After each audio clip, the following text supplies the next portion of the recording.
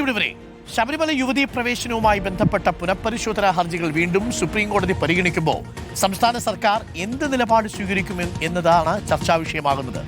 6 വർഷത്തിനു ശേഷമാണ് നാളെ ചീഫ് ജസ്റ്റിസ് അധ്യക്ഷനായ ബെഞ്ച് ഹർജികൾ പരിഗണിക്കുക. നമ്മൾ സാധാരണ ഒരു പദപ്രയോഗമുണ്ട്, പാൻഡോറാസ് ബോക്സ് തുറക്കുക എന്ന് പറയും അല്ലേ? ആ ബോക്സ് തുറക്കാൻ പോവുകയാണ്. എങ്ങനെയാണോ 2018 കേരള രാഷ്ട്രീയത്തിൽ കോളിളക്കമുണ്ടാക്കിയത് ശബരിമലയിലെ യുവതീ പ്രവേശന വിധി ഡിവിഷൻ ബെഞ്ചിൽ നിന്ന് വന്നത്, ഇപ്പോൾ അത് ഒരു ഉയർന്ന ബെഞ്ച് നാളെ പരിഗണിക്കാൻ പോവുകയാണ്. ഒരു പുതിയ ബെഞ്ചിലേക്ക്, 9-അംഗ ബെഞ്ചിലേക്ക് മാറ്റുമോ എന്നുള്ളതാണ് പ്രധാനപ്പെട്ട ചോദ്യം. യുവതീ പ്രവേശനത്തെ അനുകൂലിച്ച് 1-ാം പിണറായി സർക്കാർ സ്വീകരിച്ച നിലപാടിന്റെ കൂടി അടിസ്ഥാനത്തിലായിരുന്നു സുപ്രീം കോടതി വിധി. പക്ഷേ നിലവിൽ സർക്കാരോ CPM-ഓ പരസ്യമായി അനുകൂല നിലപാട് സ്വീകരിക്കാത്ത സാഹചര്യത്തിൽ സത്യവാങ്മൂലം തിരുത്തുമോ എന്നതാണ് ആകാംക്ഷ. ലേബി സജീന്ദ്രനുണ്ട് കൂടുതൽ വിവരങ്ങളുമായി. ലേബി Sajeendran, good morning ലേബി. Happy Shivaratri. എന്തായാലും ഇനി വരുന്ന ദിവസങ്ങൾ സർക്കാരിന് ശിവരാത്രി ആയിരിക്കും എന്ന് തോന്നുന്നു. ഒരു സ്വർണ്ണക്കൊള്ളയുടെ കാര്യത്തിൽ പൂർണ്ണമായിട്ടും അങ്ങോട്ട് ആശ്വാസമായിട്ടില്ല. അതിന് തൊട്ടു പിന്നാലെയാണ് ശബരിമല 2018 വിധി പുനഃപരിശോധന വരുന്നത്. അത് തിങ്കളാഴ്ച തന്നെ, ഈ തെരഞ്ഞെടുപ്പിന് മുമ്പ് തന്നെ ഇത് പരിഗണിക്കണമായിരുന്നോ എന്നുള്ളതായിരിക്കും സർക്കാർ വൃത്തങ്ങൾ ചോദിക്കുന്ന ചോദ്യം. എന്തായാലും ഇനി നിലപാട് വ്യക്തമാക്കേണ്ടി വരും. ഒരുപക്ഷെ സർക്കാർ കൂടുതൽ സമയം ആവശ്യപ്പെട്ടേക്കാം എന്നാണ് നമ്മൾ മനസ്സിലാക്കുന്നത്. പക്ഷേ അന്നെടുത്ത നിലപാട് ഇക്കുറി സർക്കാർ എടുത്താൽ അത് തെരഞ്ഞെടുപ്പിൽ വലിയ തിരിച്ചടിയാവും. വലിയ പ്രചരണ സംവിധാനങ്ങളുണ്ട്. പ്രതിപക്ഷവും BJPയും അത് നോക്കിയിരിക്കുകയാണ്. ലേബി സജീന്ദ്രൻ, മുൾമുനയിലാകുമോ സർക്കാർ? Good morning doctor Arun. കുറച്ചുകൂടി സമയം നീട്ടി സർക്കാർ ഇക്കാര്യത്തിൽ നിലപാടെടുക്കാൻ ചോദിച്ചാലും അത് അനുവദിച്ചു കിട്ടിയാൽ പോലും ഈ തെരഞ്ഞെടുപ്പ് കാലത്ത് ഇത് വീണ്ടും ചർച്ചാ വിഷയമാകുന്നു എന്നത് സ്വാഭാവികമായും ഡോക്ടർ അരുൺ സൂചിപ്പിച്ചതുപോലെ ഇടത് മുന്നണിക്കും ഒപ്പം തന്നെ CPM-നും ശിവരാത്രി നൽകുമോ എന്നുള്ള കാര്യം തന്നെയാണ് കാത്തിരുന്ന് കാണേണ്ടത്. ഏതായാലും സംസ്ഥാന സർക്കാരിന്റെ ഈ വിഷയത്തിൽ എടുക്കാൻ പോകുന്ന നിലപാട് തന്നെയായിരിക്കും ഏറ്റവും പ്രധാനപ്പെട്ട കാര്യം. NSSന്റെ ജനറൽ സെക്രട്ടറി സുകുമാരൻ നായരുടെ പ്രതികരണം വന്നിട്ടുണ്ട് ഈ വിഷയത്തിൽ. ഈ കേസിൽ കക്ഷിയാണ് NSS. ആഗോള അയ്യപ്പ സംഗമത്തിൽ സർക്കാരിനോടൊപ്പം നിന്ന NSS ശബരിമല യുവതീ പ്രവേശന വിഷയത്തിൽ അന്നെടുത്ത സർക്കാർ നിലപാടിനോടൊപ്പമായിരുന്നില്ല എന്നത് പ്രേക്ഷകർ ഓർമ്മിക്കുന്നുണ്ടാവും. എന്താണ് സുകുമാരൻ നായർക്ക് പറയാനുള്ളത് എന്നത് കൂടി നമുക്കൊന്ന് കേൾക്കാം. ശബരിമല യുവതീ പ്രവേശനത്തിന്റെ പുനഃപരിശോധന വിധി വരുമ്പോൾ എന്തായിരിക്കും NSS പ്രതീക്ഷിക്കുന്നത്? ഞങ്ങൾ അതിനുവേണ്ടി ഏർപ്പാട് ചെയ്തിട്ടുണ്ട്. ഞങ്ങളാണല്ലോ ഒരു കക്ഷി ഉള്ളത്. കോടതിയിലിരിക്കുന്ന കാര്യം എനിക്ക് പറയാൻ പറ്റും. സർക്കാരിന്റെ നിലപാടും ഞങ്ങൾ ചോദിച്ചിട്ടുമില്ല. ഞങ്ങള് കൊടുത്ത കേസാണ്.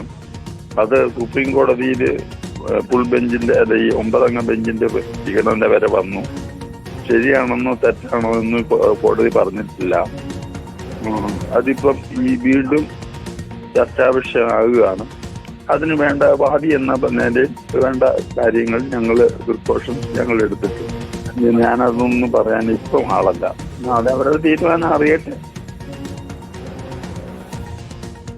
ഇപ്പോൾ ലേബിയുണ്ട്. ലേബി, NSSന്റെ നിലപാട് ഇതാണ്. ഇപ്പോൾ സർക്കാരിനോടൊപ്പം നിൽക്കുന്ന NSS സർക്കാർ നിലപാട് തിരുത്തിയില്ലെങ്കിൽ, സുപ്രീം കോടതിയിൽ നിലപാട് തിരുത്തിയില്ലെങ്കിൽ സർക്കാരിനോട് കലഹിക്കുമെന്നത് ഉറപ്പാണ്. മാത്രമല്ല അത് വലിയ തലവേദനയായിട്ട് മാറുകയും ചെയ്യും. എന്നാൽ നിലപാടിൽ മലക്കം മറിഞ്ഞാലോ, അന്ന് നവോത്ഥാനം അതിലടക്കം കെട്ടിപ്പടുത്തതാണ്. ആ വിഷയത്തിൽ വലിയ രീതിയിൽ രാഷ്ട്രീയമായ പ്രചരണം CPM തന്നെ നടത്തിയിരുന്നതാണ്.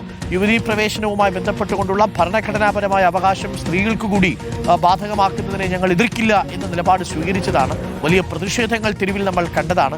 ലേബി സജീന്ദ്രൻ, സമാനമായൊരു സാഹചര്യത്തിലേക്കാണോ കാര്യങ്ങളുടെ പോക്ക്? സർക്കാരിനെ സംബന്ധിച്ച് കഴിച്ചിട്ടിറക്കാനും വയ്യ, തുപ്പാനും വയ്യാത്ത അവസ്ഥയിലാണ്. ഒരു ഭാഗത്ത് വിശ്വാസികളും NSSും അടക്കമുള്ളവർ ഈ കേസുമായി ബന്ധപ്പെട്ടൊരു നിലപാട് സ്വീകരിച്ചു നിൽക്കുന്നു. യുവതീ പ്രവേശനം പ്രായഭേദമന്യേ അനുവദിക്കരുത്. മറുഭാഗത്ത് സർക്കാർ ആദ്യം VS അച്യുതാനന്ദൻ സ്വീകരിച്ച നിലപാട് തിരുത്തി ഉമ്മൻചാണ്ടി സർക്കാരിന്റെ നിലപാട് വന്നു. പിന്നീട് അതിൽ സർക്കാർ ഓറലി കൊടുത്തിരിക്കുന്ന നിർദ്ദേശമനുസരിച്ച് ദേവസ്വം ബോർഡിന്റെ താല്പര്യമെന്ന് പറയുന്നത് പിന്നീട് അവർ അതിൽ മലക്കം പറഞ്ഞു. യുവതീ പ്രവേശനമാകണ്ട, അത് ആചാരലംഘനമാണ് എന്ന നിലപാടിലേക്കൊക്കെ ദേവസ്വം ബോർഡ് എത്തുന്ന സാഹചര്യമുണ്ടായി. സർക്കാർ ഏത് നിലപാട് സ്വീകരിച്ചാലും അത് തിരഞ്ഞെടുപ്പിൽ വലിയ ചർച്ചാ വിഷയമാകുമെന്നത് ഏറെക്കുറെ ഉറപ്പായിട്ടുണ്ട്, അല്ലേ ലേബി?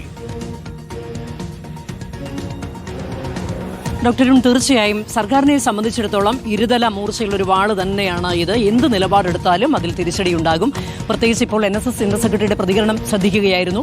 അദ്ദേഹമാണ് അന്ന് 2018 സെപ്റ്റംബർ 28 വിധി വന്നതിന്, സുപ്രീം കോടതിയിൽ നിന്ന് യുവതീ പ്രവേശന വിധി വന്നതിന്റെ 8ാം നാളാണ് ചങ്ങനാശ്ശേരിയിൽ NSSന്റെ നേതൃത്വത്തിൽ 17 ഹൈന്ദവ സംഘടനകൾ നാമജപ ഘോഷയാത്ര തുടങ്ങുന്നത്. അതിനുശേഷം കണ്ടതെല്ലാം നമ്മൾ ഓർക്കുന്നുണ്ടല്ലോ ഡോക്ടർ അരുൺ. എന്തൊക്കെയായിരുന്നു പിന്നീട് ശബരിമലയിൽ, പമ്പയിലും നിലയ്ക്കലും അടക്കമുള്ള സന്നിധാനത്തും അടക്കമുള്ള 7 സ്ഥലങ്ങളിൽ നിരോധനാജ്ഞ വരുന്നു. കെ.പി. ശശികലയെ തടയുന്നു.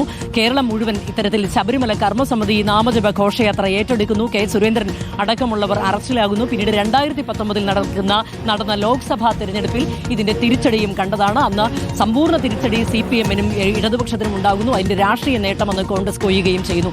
ഈ സാഹചര്യത്തിലാണ് മറിച്ചൊരു ആലോചന വീണ്ടും ആ ഘട്ടത്തിലേക്ക് വരുന്നത്.